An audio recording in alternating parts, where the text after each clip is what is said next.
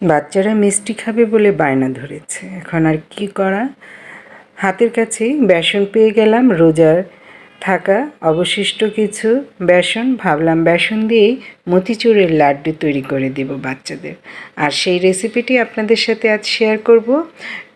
মতিচুরের লাড্ডু বানাতে খুবই সহজ এবং খুব অল্প সময়েই তৈরি করে নেওয়া যায়, আর এটি পেয়ে বাচ্চারা তো এমনকি বড়রাও খেয়ে খুব খুশি। চলুন তাহলে আর কথা না বাড়িয়ে লাড্ডু তৈরিতে চলে যাই। আপনারাও দেখে আজই বানিয়ে নিন। প্রথমেই আমি একটি বাটিতে 2 কাপ বেসন নিয়ে নিলাম। এই বেসনে কিছু দেওয়ার দরকার নাই, আপনারা চাইলে 1 চিমটি লবণ দিতে পারেন, আমি কিছুই দেইনি। নর্মাল টেম্পারেচারে থাকা পানি অল্প অল্প করে দিয়ে বেসনটা গুলিয়ে নেব, যাতে কোনো লামস না থাকে। তাই একবারে পানিটা না দিয়ে অল্প অল্প করে পানি দিয়ে গুলিয়ে নেবেন। গোলানো তো হয়ে গেল, খুব বেশি পাতলাও না আবার বেশি ঘনও না।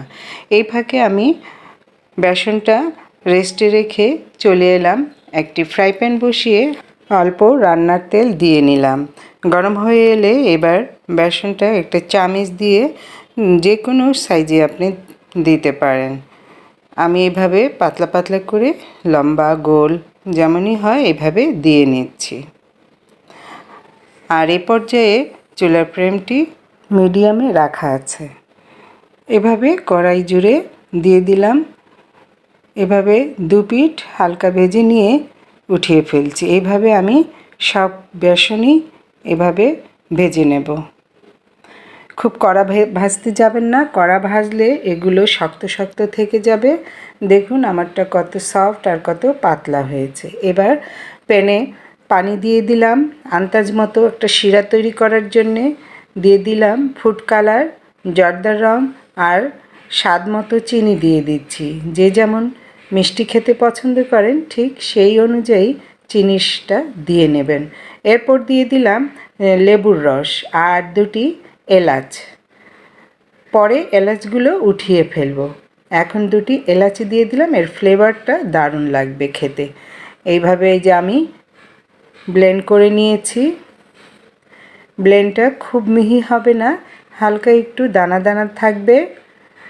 সামান্য ঘি দিয়ে দিলাম, নাড়াচাড়া করে চিনিটা গুলিয়ে নিলাম।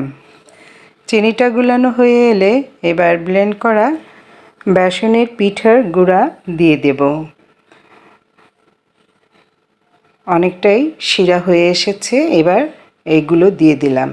এবার একবারে না দিয়ে অল্প অল্প করে দিয়ে মিশিয়ে নিন, তাহলে যেই দলাটা পাকবে সেটি ভাঙা যাবে।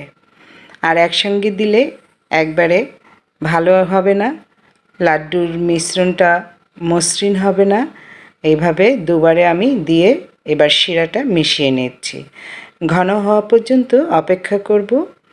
ভিউয়ার্স, ভিডিওটি ভালো লাগলে একটি লাইক দিতে ভুলবেন না। যারা পেজটি এখনও ফলো করেননি তাদের প্রতি অনুরোধ রইল পেজটি ফলো করে রাখবেন, আর যারা চ্যানেল থেকে দেখছেন তাদের প্রতি অনুরোধ রইল চ্যানেলটি সাবস্ক্রাইব করে পাশে থাকা বেল আইকনটি প্রেস করে দেবেন, আর অন্যকে ভিডিওটি দেখার সুযোগ করে দেবেন শেয়ার করে।